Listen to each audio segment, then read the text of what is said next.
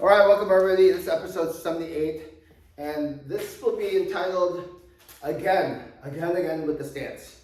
All right, so I've talked about the stance. There's tons of videos on what they say the Chun University and so forth on the stance.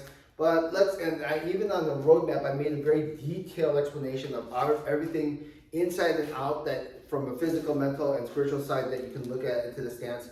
But let's just go over some details. I want to really do the next set of series. I'm not sure if I'm going to continue it in a straight set, or I'm going to jump from one to another. But I really want to get to the point where here's the stance, here's the punch, here's the first form, and here's the stuff on Chi Sao.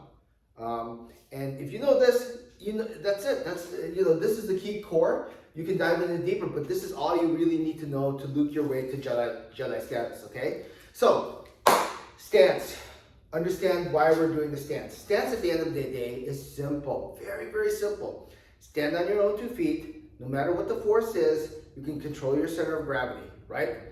It doesn't matter what the force is because we don't care about the force. All we do is we know and are aware of the force and we adjust with it. And if we have the right tension, right structure, we can adjust to it automatically. So regardless, we are never dependent on the other person's structure. That's what you're actually developing. You don't stand like this in your stance in the fight. You basically stand naturally, right? But because it's like, what are you trying to do? Are you trying to stand in Yichikima, or are you trying to, at the end of the day, what is this? Ask yourself always this question: what is the skill that I'm trying to get from this drill? Not what am I trying to memorize? All right, like in school, right? In school, if you understand school is not about memorizing the 50 capitals. No one gives a shit about the 50 capitals. And in this day and age, where knowledge is at your fingertips, memorizing the 50 states brings no value unless you're on Jeopardy or some game show or something like that, okay? At the end of the day, the key to being really good and efficient compared to other individuals is what you're given a set amount and how to problem solve that and how you can figure out how to deal with something even if you don't have the full instructions in that, okay? So when you remember Yichikima, what is the purpose? What is the skill I'm trying to develop from Yichikima? I'm learning to stand on my own, 2 feet, right? Control my center of gravity. So when the force comes in, I naturally react to it and can deal with it automatically. The end result, the superpower you can say you have, is you're kind of like a pinball, right? Pinball, side, up, down, left, right, below, above. You can control your center of gravity, and you can, no matter what, you're still standing on your own 2 feet. Okay, that's the end result. That's the skill level that you're going to get. So when we go into detail of this, let's just make this part one, and then we can add into like looking at it from other perspectives. Standing together, right? Heels together, feet slightly up, stand straight, feel top heavy like your tension. Even fingers matter. With the tension, it's not open like this, it's actually close. And here I'm standing,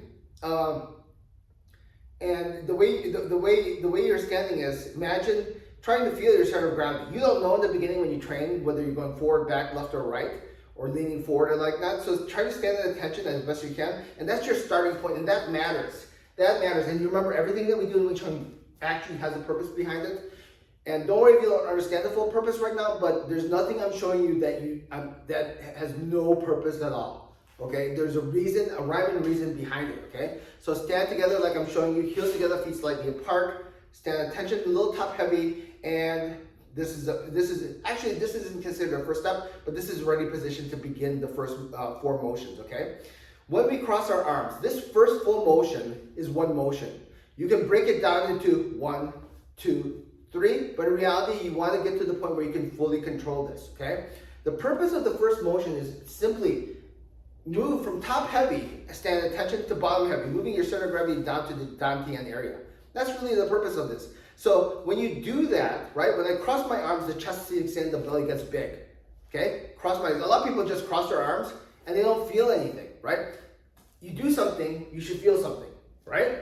Right? So from here, I cross my arms, my chest caves in a little, my belly gets big. And remember, everything you do that as a result of your motion, maintain it. Don't do it, then lose it, right? Don't do it, then lose it. So if I cross my arms, and my chest caves in, my belly gets a little big. That's one stage. When I flip it over, this fully caves in my chest, the maximum amount, and my belly gets as big as possible, moving from top heavy to bottom area to the dantian, right?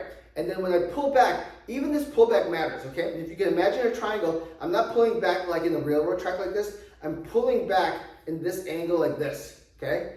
This motion here.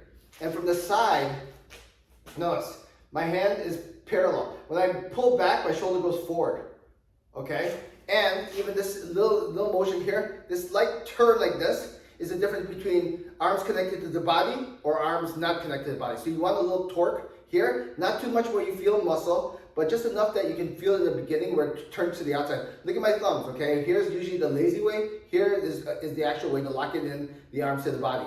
This motion, this whole purpose, right? Notice the entire time, when the chest caved in and the belly became big, I maintained that the entire time. Don't cross like this and feel nothing. You're wasting your time.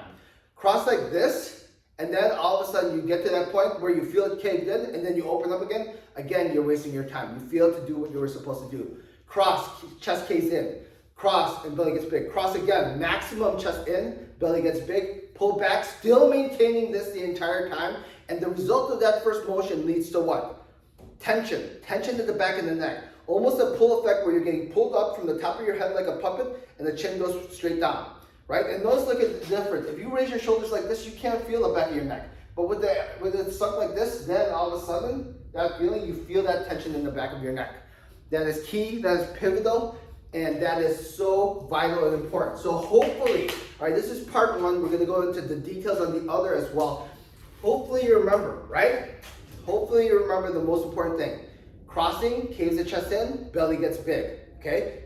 Still, the entire time, my center of gravity is not wavering back and forth. I'm aware and controlling it like you're driving a car. But notice I am not restricting to it like I have to keep it perfectly still and there's no motion in the body at all. When you drive a car, you drive straight, you're not gripping to prevent the car from moving. You're controlling it because it's gonna move left, it's gonna move right, but you're making minor adjustments and the car continues to drive straight. Think along those terms and lines when you're doing anything and everything in Wing Chun. So from here, when we cross like this, right? Chest caves in, belly gets big. I flip over. This is the complete motion. Chest maximum in, belly maximum big. Maintain this. Don't lose this. When I pull back, it's almost like I pull back, right? When I pull back, the head pops up, the chin goes down, and you feel that ultimate stretch in the very back. In the beginning, it may be a lot. It may feel a lot, and it's okay if it's a little bit more than it's normal because you're trying to feel for it. You don't know what it feels for, so it's okay. You use that a little bit of muscle just in case you can't feel in the beginning, and eventually, right? That's the stage of exposure. Once you're exposed, then you'll eventually get to awareness, and the amount of muscle you need to do that will be less and less every single time. Okay, so that's part one. Let's stick to that. Focus on that. Think about what I said, and we're off to a good start. All right.